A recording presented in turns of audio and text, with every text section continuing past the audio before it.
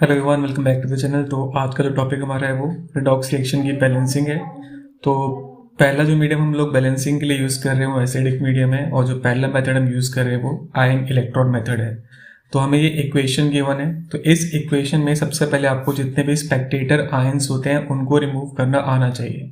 Spectator ion वो होते हैं जिनकी जो OS है वो चेंज नहीं हो रही है, जैसे अब पोटेशियम +1 है, यहाँ पे पोटेशियम +1 है, इधर भी पोटेशियम +1 है। तो पोटेशियम हमारा क्या हो गया, एक स्पेक्टेटर आयन हो गया, तो उसको आप रिमूव कर सकते हो। कोई भी एसिड गिवन हो या बेस गिवन हो, वो भी हमारा बेसिकली किसी काम का नहीं होता, वो सिर्फ क्या डिपिक्ट कर रहा है कि मीडियम हमारे पास कैसा है, एसिडिक है, तो हम उसको भी छोड़ सकते हैं। तो हमने यहाँ से इन सबको हटाया, तो आपको क्या मिलेगा, MnO4- C2O4-2 Mn+2 और CO2।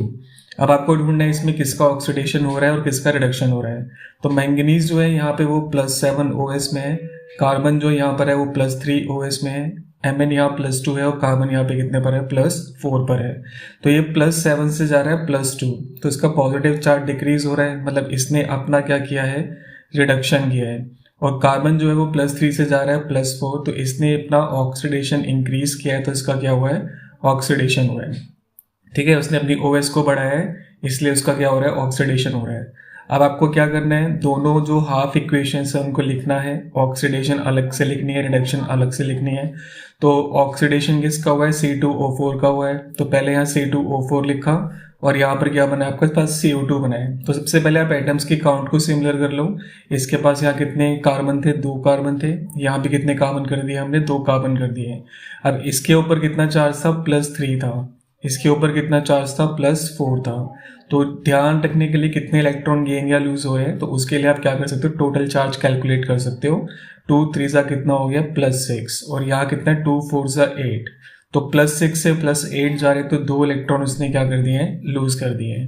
ठीक है, ऐसे आप Mn में देखेंगे तो Mn कितने पर है, +7 पे था, और यहाँ से जा रहा है वो +2। ठीक है, सिंगल Mn है, सिंगल Mn है, तो कोई प्रॉब्लम नहीं है। कितने इलेक्ट्रॉन्स का डिफरेंस आ रहा है, 5 इलेक्ट्रॉन का डिफरेंस आ रहा है। तो पहले आपने स्पेक्टेटर आयंस को हटाया, फिर आपने देखा किसका ऑक्सीडेशन किसका रिडक्शन हो रहा है, देन आपने दोनों को सेपरेटली लिख दिया, ऑक्सीडेशन हाफ अलग और रिडक्शन हाफ अलग। अब नेक्स्ट में आपको इलेक्ट्रॉन कैंसिल आउट करने हैं, तो जो इलेक्ट्रॉन्स जैसे CO2 के थे और जो Mn वाले के इलेक्ट्रॉन थे, वो आपस में क्या कर देने, आपने क्रॉस मल्टीप्लाई कर देने। इसका फायदा ये होगा कि इलेक्ट्रॉन से इलेक्ट्रॉन आपका कैंसिल आउट हो जाएगा, और जो फाइनल इक्वेशन बचेगी वो आपको लिख देनी है। इसके बाद अब क्या करना है, आपको ऑक्सीजन एटम को बैलेंस करना है। ऑक्सीजन एटम कैसे बैलेंस करते हैं, वाटर को प्लेस करके बैलेंस करते हैं। जैसे यहाँ कितने हैं, 5 4 20 इधर है, 2 4 8 इधर है, तो टोटल यहाँ पर कितने हैं, 28। इधर देखें तो यहाँ पर बस कितने हैं, 20 हैं। 8 की डिफिशियंसी है, तो हमने यहाँ पे क्या ऐड कर दिया, 8H2O ऐड कर दिया, ताकि ऑक्सीजन हमारा कंप्लीट हो जाए। ऐसा करने पे हाइड्रोजन हमारे पास कितने हो गए, 16 हो गए, तो हमने यहाँ पे क्या ऐड कर दिया, 16H+ ऐड कर दिया। ठीक है, ऐसे करके हम लोग क्या कर सकते हैं, अपनी इक्वेशंस को बैलेंस कर सकते हैं। हो रहा है क्लियर। आप जो स्पेक्टेटर आयन हटाए थे, आप उनको एज इट इज उनके सामने लगा दो। जो जो हमारे पास कंपाउंड बने थे, एज इट इज उनके सामने आप रख दो स्पेक्टेटर आयन को, और आपकी जो इक्वेशन है वो कम्प्लीटली खत्म। रिएक्शन क्या हो चुका है, आपका बैलेंस हो चुका है।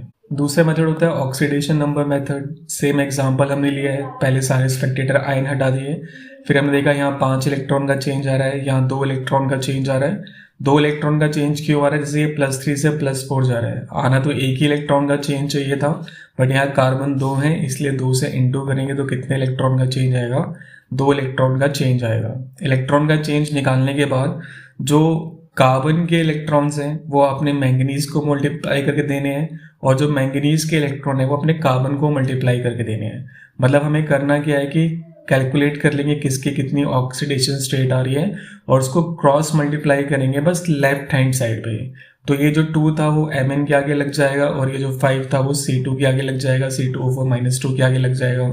फिर आपको क्या करना है, लेफ्ट साइड के अकॉर्डिंग राइट साइड के जो एटम्स हैं उनको बैलेंस कर देना है। सिर्फ हाइड्रोजन ऑक्सीजन को टच नहीं करना, उसके अलावा कोई भी एटम हो आप उसको बैलेंस कर दें। जैसे यहाँ 2 Mn थे तो हमने यहाँ 2 Mn कर दिया, यहाँ 10 C2 थे, मतलब 10 कार्बन थे तो हमने यहाँ पे 10 कार्बन कर दिए। आगे वाला प्रोसेस हमारा as it is same to same है, हमें O एटम बैलेंस करना है वही वाटर डाल के, तो सेम वही हमारी इक्वेशन फिर से रिपीट हो गया। तो ये वाला स्टेप हमारे पास क्या होता है, कॉमन होता है। बस डिफरेंस हमारे पास कहाँ पर आता है, आप इलेक्ट्रॉन्स को जब क्रॉस मल्टीप्लाई कर रहे हो बट डिफरेंस वहीं पर आ रहा है उसी स्टेप में, उसके बाद आपने आइटम्स को राइट हैंड साइड पे बैलेंस कर दिया, फिर जो आपका रिएक्शन था सेम जो हमने आयन इलेक्ट्रॉन मेथड किया था उसके अकॉर्डिंग चलता जा रहा है। नेक्स्ट आता है बेसिक मीडियम। ये बेसिक मीडियम के लिए हमने रिएक्शन लिखा हुआ है और पहला मेथड जिससे हम कौन सा ट्राई कर रहे हैं, आयन इलेक्ट्रॉन मेथड ट्राई कर रहे हैं। तो फिर से आपको बस पहले क्या करना है, इनकी ओएस को ढूंढ लेना है, कौन कितनी ओएस में है। अगर आपको ओएस पता लगी तो क्वेश्चन सॉल्व करना बेसिकली पीस ऑफ केक है। तो यहाँ जो नाइट्रोजन है वो +5 पर है, जिंक यहाँ 0 है, जिंक यहाँ +2 है और यहाँ जो नाइट्रोजन है वो कितने पर है, -3 पर है। ठीक है, अब आपको देखना है कहाँ ऑक्सीडेशन और कहाँ रिडक्शन हो रहा है। तो ये +5 से कहाँ जा रहा है, -3 जा रहा है। तो इसने अपना क्या किया, रिडक्शन किया है। और ये 0 से +2 जा रहा है तो इसने अपना क्या किया है, ऑक्सीडेशन किया है। ऑक्सीडेशन रिडक्शन कैसे ढूंढते हैं अगर आपको नहीं पता तो प्लेलिस्ट में जाइएगा, एक मतलब ऑक्सीडेशन स्टेट कैसे कैलकुलेट करते हैं वो हमने पूरी वीडियो में एक्सप्लेन कर रखा है, आप वहां से इसको चेक कर सकते हैं। तो जिंक का ऑक्सीडेशन हुआ है तो ऑक्सीडेशन हाफ रिएक्शन पहले लिख रहे हैं। ये 0 से कहाँ गया, +2 पे गया तो 2 इलेक्ट्रॉन लूज कर दिए। नाइट्रोजन जो था हमारा वो रिडक्शन दिखा रहा है तो ये +5 से कहाँ गया है, -3 गया है। तो कितने इलेक्ट्रॉन्स गेन करके गया है, 8 इलेक्ट्रॉन वो गेन करके गया है। ठीक है, फिर इलेक्ट्रॉन्स को आप क्रॉस मल्टीप्लाई कर दो, 8 यहाँ पर 2 यहाँ पर, सेम उसी तरीके से हम इलेक्ट्रॉन्स को क्रॉस मल्टीप्लाई कर दिया, इलेक्ट्रॉन से इलेक्ट्रॉन देन हमारे कैंसिल आउट हो गए और ये हमारी क्या बन गई, फाइनल इक्वेशन बन गई। ये जो हमारी फाइनल इक्वेशन बनी है सब 2 के मल्टीपल हैं। तो अगर मैं इस पूरी इक्वेशन को 2 से डिवाइड कर दूं तो इक्वेशन को थोड़ा सा और फर्दर सिंप्लीफाई किया जा सकता है। अब हमारा डिफरेंस आता है, एसिडिक मीडियम में तो हम पहले ऑक्सीजन आइटम को बैलेंस करते थे तो चार्ज ऑटोमेटिकली बैलेंस हो जाता था। इस वाले केस में क्या किया, आपको पहले अब क्या करना है, चार्ज बैलेंस करना है OH नेगेटिव डाल के। जैसे यहाँ पर देखें तो आप एक नेगेटिव चार्ज है, यहाँ देखें तो हमारे पास कोई भी नेगेटिव चार्ज नहीं है। यहाँ टोटल कितना चार्ज है हमारे पास, 4 2 8 +8 और साथ में +1, तो इधर कितना है टोटल +9 है और इधर हमारे पास कितना है, -1 है। तो +9 को -1 में कन्वर्ट करना है तो आपको यहाँ पे क्या ऐड करने पड़ेंगे, 10 OH नेगेटिव ऐड करने पड़ेंगे। क्योंकि हम OH नेगेटिव ही ऐड कर सकते हैं इसलिए मैं OH नेगेटिव यहाँ ऐड नहीं कर सकता, क्योंकि यहाँ ऐड करूंगा तो यहाँ नेगेटिव चार्ज इंक्रीज होने लग जाएगा। यहाँ पर पॉजिटिव चार्ज बहुत ज़्यादा है, यहाँ पे पॉजिटिव चार्ज +9 है और मेरा टारगेट है कि मैं इस +9 को किस में कन्वर्ट कर दूं, -1 में कन्वर्ट कर दूं। तो मुझे 10 OH नेगेटिव इसके अंदर क्या करने पड़ेंगे, ऐड करने पड़ेंगे। बस ये वाला स्टेप आपको थोड़ा समझना है, उसके अलावा तो रिएक्शन बेसिकली बहुत सिंपल है। फिर आप ऑक्सीजन आइटम को बैलेंस कर दो वाटर डाल के। जैसे इस तरफ कितने ऑक्सीजन आइटम है, 3 और इधर हमारे पास कितने हैं, 10। तो 7 की डेफिशिएंसी है तो हमने यहाँ 7 H2O ऐड कर दिए, हाइड्रोजन ऑटोमेटिकली आपके बैलेंस आउट हो चुके होंगे। इसी का अगर ऑक्सीडेशन नंबर मेथड देखें, सेम वही प्रोसेस है। आपने पहले ऑक्सीडेशन रिडक्शन ढूंढ लिया, फिर जो इलेक्ट्रॉन्स है उनको आपने क्रॉस मल्टीप्लाई कर दिया सिर्फ लेफ्ट हैंड साइड पे, फिर आपने राइट हैंड साइड वाले आइटम्स को बैलेंस किया हाइड्रोजन एंड ऑक्सीजन को छोड़ के। आगे वाला स्टेप आपका सेम टू सेम एग्जैक्टली चलता रहेगा, उसमें कोई डिफरेंस नहीं है। तो ये हमारे पास होता है बेसिक मीडियम के अंदर बैलेंसिंग। नेक्स्ट हमारे पास है कि इलेक्ट्रोड क्या होता है। तो इलेक्ट्रोड एक मेटल की रॉड होती है जिसको हमने किसमें इमर्स कर रखा होता है, उसके इलेक्ट्रोलाइटिक सॉल्यूशन में डाल रखा होता है। जैसे एग्जांपल के लिए हमने जिंक लिया और जिंक को किस में डिप कर दिया, ZnSO4 में डिप कर दिया। तो ये देखा जाता है कि जब जिंक ZnSO4 के सॉल्यूशन में आता है तो वो इलेक्ट्रॉन लूज करना स्टार्ट कर देता है और Zn+2+2 इलेक्ट्रॉन क्रिएट कर लेता है। ठीक है, और इलेक्ट्रॉन लूज करना कौन सी प्रोसेस होती है, ऑक्सीडेशन प्रोसेस होती है। मतलब इस वाले सेल के अंदर कौन सी प्रोसेस टेक प्लेस कर रही है, ऑक्सीडेशन वाली प्रोसेस टेक प्लेस कर रही है। और जिस सेल में ऑक्सीडेशन होता है उस वाले सेल को हम लोग कौन सा सेल मान के चलते हैं, एनोडिक सेल मान के चलते हैं। मतलब वो टर्मिनल एनोड है और उस टर्मिनल पे हमारे पास क्या हो रहा है, ऑक्सीडेशन हो रहा है। ठीक है, जिंक की टेंडेंसी होती है कि जिंक जैसे ही अपने सॉल्यूशन के कांटेक्ट में आता है वो Zn+2 में कन्वर्ट होने लग जाता है। तो रॉड से Zn+2 निकलेगा और सॉल्यूशन में जाके ऐड होने लग जाएगा और रॉड पर सिर्फ क्या रह जाएंगे, आपका नेगेटिव चार्ज रॉड के ऊपर रह जाएगा। तो इस तरीके से जो रॉड है वो नेगेटिवली चार्ज हो जाएगी और जो सॉल्यूशन है वो पॉजिटिवली चार्ज हो जाएगा, क्योंकि सॉल्यूशन में पॉजिटिव चार्ज एक्स्ट्रा आ रहा है रॉड के थ्रू। तो जहां प्लस माइनस का सेपरेशन होता है वहीं पर पोटेंशियल डिफरेंस आ जाता है और ये पोटेंशियल डिफरेंस किसकी वजह से आ रहा है, मेटल के इलेक्ट्रोड की वजह से आ रहा है। इसलिए इसको हम लोग क्या बोलते हैं, इलेक्ट्रोड पोटेंशियल कहते हैं। तो ये कौन सा पोटेंशियल है, ऑक्सीडेशन पोटेंशियल है। सेम अगर हम कॉपर का एग्जांपल लें, कॉपर को हमने कॉपर सल्फेट के सॉल्यूशन में रखा हुआ है, तो कॉपर क्या करता है, सॉल्यूशन से Cu+2 उठा लेता है और अपने ऊपर उसको क्या करता है, डिपॉजिट करने लग जाता है। तो क्योंकि ये सॉल्यूशन से पॉजिटिव चार्ज निकाल रहा है, तो जो रॉड हमारी है वो पॉजिटिवली चार्ज हो जाएगी, और जो हमारे पास सॉल्यूशन है वो कैसा चार्ज हो जाएगा, नेगेटिवली चार्ज हो जाएगा। तो यहाँ भी प्लस माइनस का सेपरेशन हुआ, एक पोटेंशियल डिफरेंस डेवलप हो गया। और क्योंकि यहाँ पर Cu+2 ने इलेक्ट्रॉन लिए हैं, तभी तो वो किस में कन्वर्ट हुआ, कॉपर सॉलिड में कन्वर्ट हुआ। मतलब रॉड के जो इलेक्ट्रॉन थे, जैसे ये रॉड है हमारे पास, रॉड के पास जो इलेक्ट्रॉन्स हैं, जो Cu+2 प्रेजेंट है सॉल्यूशन में, वो उन इलेक्ट्रॉन्स को ले लेगा और किस में कन्वर्ट हो जाएगा, कॉपर सॉलिड में कन्वर्ट हो जाएगा। और कॉपर सॉलिड किस पे डिपॉजिट होने लग जाएगा, हमारी रॉड के ऊपर आगे डिपॉजिट होने लग जाएगा। ठीक है, तो रॉड के क्योंकि इलेक्ट्रॉन्स जा रहे हैं, कौन ले जा रहा है उनको, सॉल्यूशन में से Cu+2 इलेक्ट्रॉन को क्या कर रहा है, गेन कर रहा है, इसलिए रॉड में नेगेटिव चार्ज कम होता जा रहा है। तो रॉड जो है वो पॉजिटिवली चार्ज होती जा रही है, तो रॉड पे चार्ज कैसा आता जा रहा है, पॉजिटिव। और सॉल्यूशन में से Cu+2 निकलता जा रहा है, इसलिए सॉल्यूशन पे चार्ज कैसा आता जा रहा है, नेगेटिव। क्योंकि सॉल्यूशन में क्या पड़ा हुआ है, Cu+2 और उसके साथ SO4-2 पड़ा हुआ है। अगर Cu+2 की जो वैल्यू है वो डिप करेगी, तो ऑब्वियसली जो सल्फेट है, जो नेगेटिव चार्ज है, वो आपका सॉल्यूशन में डोमिनेट करेगा। तो यहाँ भी प्लस माइनस का सेपरेशन है, बट क्योंकि यहाँ पर इलेक्ट्रॉन गेन किए जा रहे हैं, तो ये जो हमारे पास सेल है, इस सेल का नाम क्या होता है, कैथोडिक सेल होता है। This is cathodic cell. ठीक है, तो पोटेंशियल डिफरेंस जो इलेक्ट्रोड और इलेक्ट्रोलिटिक सॉल्यूशन के बीच में होता है, उसी को हम लोग क्या बोलते हैं, इलेक्ट्रोड पोटेंशियल कहते हैं। जैसे यहाँ पे माइनस प्लस था और यहाँ पे प्लस माइनस का सेपरेशन था। ठीक है, तो जहाँ भी प्लस माइनस का सेपरेशन होता है, वहां पर क्या डेवलप हो जाता है, इलेक्ट्रोड पोटेंशियल डेवलप हो जाता है। अब ऑक्सीडेशन हो रहा है तो उसको हम ई ऑक्स से दिखाते हैं या इस वाली फॉर्म में दिखाते हैं, और अगर रिडक्शन हो रहा है तो हम इस वाली फॉर्म में उसको क्या करते हैं, शो करते हैं। ये जो इलेक्ट्रोड पोटेंशियल हम लोग निकालते हैं, वो किसी भी टेम्परेचर पे इसको आप मेजर करो तो वो इलेक्ट्रोड पोटेंशियल होता है। बट अगर हम स्टैंडर्ड इलेक्ट्रोड पोटेंशियल के बारे में बात करते हैं, तो कंडीशंस को हमने फिक्स कर दिया होता है।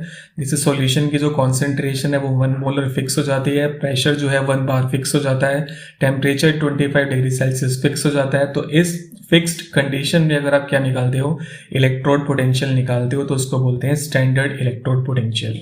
तो जैसे हमारे पास इलेक्ट्रोड पोटेंशियल 2 टाइप का होता था, ऑक्सीडेशन पोटेंशियल, रिडक्शन पोटेंशियल, वैसे स्टैंडर्ड इलेक्ट्रोड पोटेंशियल 2 टाइप का होता है, standard oxidation potential and standard reduction potential.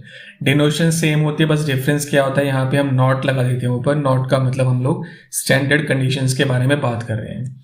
एक चीज आपको जरूर ध्यान रखनी है, मोस्ट इंपोर्टेंट चीज है, सबसे ज्यादा इंपोर्टेंट चीज है, ध्यान रखिएगा कि जो हमारे पास ऑक्सीडेशन पोटेंशियल हो, चाहे स्टैंडर्ड वाला चाहे नॉर्मल वाला, वो हमेशा रिडक्शन पोटेंशियल के इक्वल होता है विद नेगेटिव साइन। मतलब अगर सपोज आपको ऑक्सीडेशन पोटेंशियल बोल रहा है -2 है, तो इसी का जो रिडक्शन पोटेंशियल है वो कितना हो जाएगा, +2 हो जाएगा। अगर हमें कह रहे हैं रिडक्शन पोटेंशियल किसी का -10 है, तो उसका ऑक्सीडेशन पोटेंशियल कितना हो जाएगा, +10 हो जाएगा। तो ऑक्सीडेशन पोटेंशियल और रिडक्शन पोटेंशियल सेम होते हैं, but with a negative sign. ठीक है, ई ऑक्स हमेशा ई आर डी के इक्वल होता है विद अ नेगेटिव साइन। अब इसकी हमारे पास सिग्निफिकेंस क्या है, हम क्यों इलेक्ट्रोड पोटेंशियल को यूज करते हैं, कहाँ पर यूज करते हैं। तो जितनी ज्यादा पॉजिटिव वैल्यू हमें गिवन होती है किसी की भी, चाहे ऑक्सीडेशन पोटेंशियल हो या रिडक्शन पोटेंशियल हो, उसकी जितनी ज्यादा पॉजिटिव वैल्यू है, मतलब उतना ही स्ट्रॉन्गर उसके पास क्या होने वाला है, वो कैरेक्टर होने वाला है। मतलब अगर किसी का पॉजिटिव रिडक्शन पोटेंशियल है, रिडक्शन पोटेंशियल का मतलब वो रिडक्शन बहुत इजीली कर रहा होगा, और जिसका रिडक्शन होता है वो कैसा एजेंट होता है, ऑक्सीडाइजिंग एजेंट होता है। इसका उल्टा, अगर आपके पास पॉजिटिव ऑक्सीडेशन पोटेंशियल दे रखा है, तो मतलब उसकी ऑक्सीडेशन करने की टेंडेंसी बहुत ज्यादा है, और वो कैसा एजेंट माना जाएगा, एक बहुत ही अच्छा रिड्यूसिंग एजेंट माना जाएगा। ठीक है, मतलब जिसका रिडक्शन पोटेंशियल दे रखा है, मतलब वो अपना क्या कर रहा है, रिडक्शन कर रहा है। जिसका ऑक्सीडेशन पोटेंशियल दे रखा है, मतलब वो अपना क्या कर रहा है, ऑक्सीडेशन कर रहा है। अब जिसका रिडक्शन होता है वो एक ऑक्सीडाइजिंग एजेंट होता है, और जिसका ऑक्सीडेशन होता है वो एक रिड्यूसिंग एजेंट होता है। जैसे एग्जांपल के लिए हमें ये डेटा गिवन है और हमसे कह रहे हैं कि इनका बेस्ट रिड्यूसिंग एजेंट क्या है, वो ऑर्डर आप लगाइए। तो पहले तो हम देखेंगे डेटा हमें कौन सा गिवन है। तो ये F0 से -1 जा रहा है, तो उसने इलेक्ट्रॉन गेन किए हैं। ठीक है, 0 से कहाँ जा रहा है, ये -1 जा रहा है, इलेक्ट्रॉन गेन हुए हैं, तो मतलब कौन सा पोटेंशियल दे रखा है इसका, रिडक्शन पोटेंशियल दे रखा है, क्योंकि स्टेप ने रिडक्शन किया तो उसका रिडक्शन पोटेंशियल गिवन है। mg 0 से +2 जा रहा है तो पॉजिटिव चार्ज इंक्रीज हो रहा है, तो इसने अपना क्या किया है ऑक्सीडेशन, तो उसका गिवन है ऑक्सीडेशन पोटेंशियल। ऐसे ही ag 0 से +1 जा रहा है तो इसका भी ऑक्सीडेशन पोटेंशियल है। सोडियम +1 से 0 जा रहा है तो उसकी जो OS है वो डिक्रीज हो रही है, तो उसने अपना क्या किया है रिडक्शन किया है। क्वेश्चन ने पूछा है कि अच्छा रिड्यूसिंग एजेंट कौन है, तो अच्छा रिड्यूसिंग एजेंट बनने के लिए उसको ऑक्सीडेशन बहुत ईजिली दिखानी पड़ेगी। तो आपको किसकी वैल्यू देखनी है, ऑक्सीडेशन पोटेंशियल की वैल्यू देखनी है। ऑक्सीडेशन पोटेंशियल वैल्यू देख के आप क्या कर पाएंगे, इसका आंसर कर पाएंगे। ठीक है, हो रहा है क्लियर? क्योंकि उसने रिड्यूसिंग एजेंट पूछा है। रिड्यूसिंग एजेंट वो होता है जो अपना क्या दिखाता है, ऑक्सीडेशन दिखाता है। तो अगर वो अपना ऑक्सीडेशन दिखा रहा है तो इसका मतलब उसका कौन सा पोटेंशियल यूज करना है, हमें ऑक्सीडेशन पोटेंशियल यूज करना है। ये दोनों ऑलरेडी ऑक्सीडेशन पोटेंशियल में है, बट ये रिडक्शन पोटेंशियल है, तो रिडक्शन पोटेंशियल ऑक्सीडेशन पोटेंशियल के इक्वल होता है but with a negative sign. Likewise इसका जो रिडक्शन पोटेंशियल था 0.5 वोल्ट, वो क्या बन जाएगा, माइनस का 0.5 वोल्ट बन जाएगा। अब हमें करेक्टर देखना है, तो देखना है जिसके पास जितनी ज्यादा पॉजिटिव वैल्यू है, जितनी बड़ी पॉजिटिव वैल्यू है, वो उतना ही अच्छा एजेंट। तो चेक करते हैं पहले सबसे कम पॉजिटिव वैल्यू किसके पास है, -2.5 है, तो सबसे पुअर हमारे पास A हो गया। उसके बाद हमारे पास ऑक्सीडेशन पोटेंशियल यहाँ 1.5 है, इसका 1 है, और इसका ऑक्सीडेशन पोटेंशियल -0.5 है। तो -2.5 सबसे छोटा, उससे बड़ा हो गया -0.5 मतलब D, उससे बड़ा हो गया 1 मतलब C, और सबसे बड़ा कौन हुआ B, जिसका ऑक्सीडेशन पोटेंशियल कितना है 1.5 वोल्ट है। ठीक है, ऐसे आप इन टाइप के क्वेश्चंस को टैकल कर सकते हो। लास्ट टॉपिक हमारे पास डैनियल सेल है। हमने दो हाफ सेल्स को आपस में कनेक्ट कर दिया। ये जो सेल हमारे पास है, ये कौन सा सेल है, दिस इज एनोडिक सेल। ठीक है, ये एनोडिक सेल है, और ये हमारे पास कौन सा सेल है, कैथोडिक सेल है। ये तो हमने देख ही लिया था कि जो जिंक होता है उसके जो इलेक्ट्रॉन होते हैं वो रॉड के ऊपर रह जाते हैं, और जो जिंक होता है वो सॉल्यूशन के अंदर जाने लग जाता है। जिंक सॉल्यूशन में जा रहा है और उसके जो इलेक्ट्रॉन है वो रॉड पे रह गए हैं। कॉपर ने क्या किया था, अपने इलेक्ट्रॉन सॉल्यूशन में जो कॉपर +2 था उसको दिए थे, जिसकी वजह से कॉपर की जो रॉड है वो पॉजिटिवली चार्ज हो जाती है। तो यहाँ पे एक पोटेंशियल डिफरेंस डेवलप हुआ माइनस से प्लस। तो जो हमारे पास इलेक्ट्रॉन है वो फ्लो करेंगे नेगेटिव टर्मिनल से किस तरफ, पॉजिटिव टर्मिनल की तरफ। ये तो हमारे पास हुआ इलेक्ट्रॉन का फ्लो। अगर आपसे पूछे करंट का फ्लो कहाँ हो रहा है, तो करंट का फ्लो हो रहा है कैथोड से एनोड की तरफ, क्योंकि हम लोग कौन सी डायरेक्शन लेके चलते हैं करंट की, कन्वेंशनल डायरेक्शन मान के चलते हैं कि करंट जो है वो पॉजिटिव साइड से कहाँ जाता है, नेगेटिव साइड पर जाता है। तो ये आपसे एमसीक्यू में पूछा जा सकता है कि डैनियल सेल में जो इलेक्ट्रॉन होता है उसका जो मूवमेंट है वो कहाँ से कहाँ होता है, तो इलेक्ट्रॉन का जो मूवमेंट है वो कहाँ होता है, एनोड से कैथोड की तरफ होता है।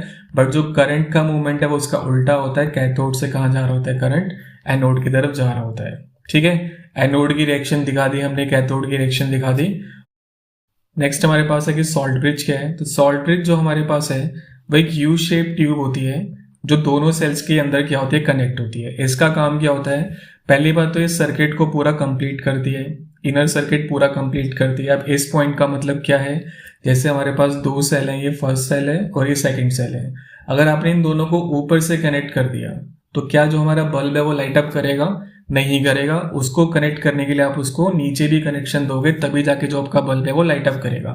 तो जो एक्सटर्नल सर्किट है वो तो हमारा कनेक्ट हो रखा है, बट जो इंटरनल सर्किट है उसको कौन कनेक्ट कर रहा है, सॉल्ट ब्रिज कनेक्ट कर रहा है। सॉल्ट ब्रिज क्या होता है, यू शेप ट्यूब होती है जिसके अंदर एक जेल टाइप सब्सटेंस भरा होता है, या जिलेटिन बोल सकते हो उसको, आप एगर एगर कह सकते हो, और उसके साथ इसमें इनर्ट इलेक्ट्रोलाइट होते हैं, जैसे NaCl हो गया, KCl हो गया, NaNO3 हो गया, वो उसके अंदर फिल्ड अप होते हैं। ठीक है, तो पहला काम तो उसका क्या हो गया, इनर सर्किट को कंप्लीट करेगा, और दूसरा काम क्या होता है, ये इलेक्ट्रिकल न्यूट्रलिटी को मेंटेन करके रखता है। अब इस पॉइंट को अच्छे से समझना है। रॉड में मतलब हमारा जो सॉल्यूशन था उसमें क्या प्रेजेंट था, पहले Zn+2 और उसके साथ प्रेजेंट था SO4-2। दोनों का अमाउंट सेम था, इसलिए हमारे पास सॉल्यूशन क्या था, न्यूट्रल था। ठीक है, अब प्रॉब्लम क्या हुई कि रॉड में से भी कौन निकल के आने लग गया, Zn+2 निकल के आने लग गया। तो हमारे सॉल्यूशन में Zn+2 का जो अमाउंट है वो क्या हो गया, ज्यादा हो गया। तो इस वाले कंटेनर में पॉजिटिव चार्ज क्या हो जाता है, बिल्डअप होने लग जाता है, और वो पॉजिटिव चार्ज इतना और वो पॉजिटिव चार्ज अच्छा खासा बिल्डअप होने से जो इलेक्ट्रॉन का फ्लो है वो इम्पीड हो जाता है या हिंडर हो जाता है और करंट आपका फिर इजिली फ्लो नहीं करता। सेम यहाँ पर था, हमारे इस वाले सॉल्यूशन के अंदर क्या था, कॉपर +2 था और उसके साथ SO4 -2 था। अब कॉपर +2 निकल के कहाँ जा रहा था, रॉड के पास जा रहा था, तो मतलब हमारे सॉल्यूशन में से कॉपर +2 जा रहा है तो नेगेटिव चार्ज क्या हो जाएगा, अब ज्यादा हो जाएगा। तो अब ये वाला सॉल्यूशन क्या हो चुका है, नेगेटिवली चार्ज हो चुका है और ये नेगेटिव चार्ज इस पॉजिटिव चार्ज को क्या करेगा, अपनी तरफ अट्रैक्ट करेगा और इलेक्ट्रॉन का फ्लो बेसिकली हिंडर होने वाला है। तो ये प्रॉब्लम क्रिएट ना हो, दोनों तरफ हमारे सॉल्यूशन क्या रहे, इलेक्ट्रिकली न्यूट्रल रहे। तो उस केस के लिए क्या होता है, जैसे यहाँ Zn+2 बिल्डअप होता जा रहा है तो हमने यहाँ क्या लिया था, NaCl ले रखा है सपोज। तो Na+ का जो Cl- वाला हिस्सा है वो इस ट्यूब से ट्रेवल करते हुए इधर आएगा, इस Zn+2 के साथ कंबाइन होगा और ये Zn+2 Cl के साथ मिलके क्या बन जाएगा, ZnCl2 बन जाएगा। ठीक है, और जो पॉजिटिव चार्ज आपका एक्स्ट्रा बिल्डअप हो रहा था वो न्यूट्रलाइज हो जाएगा। सेम यहाँ पर क्या होता है, यहाँ नेगेटिव चार्ज बिल्डअप हो रहा था तो सॉल्ट ब्रिज से कौन आएगा, Na+ आएगा। वो Na+ किससे के साथ कनेक्ट हो जाएगा, जो हमारा SO4 था उसके साथ कनेक्ट होके क्या बना लेगा, Na2SO4 बना लेगा। तो इस तरीके से वो जो सॉल्ट ब्रिज होता है वो दोनों कंटेनर्स की या दोनों हाफ सेल्स की, anodic cell and cathodic cell की जो इलेक्ट्रिकल न्यूट्रलिटी है उसको मेंटेन करके रखता है। तो ये हमारे पास होता है डैनियल सेल। तो ये खत्म होता है हमारा पूरा chapter. Thanks for watching guys, bye bye.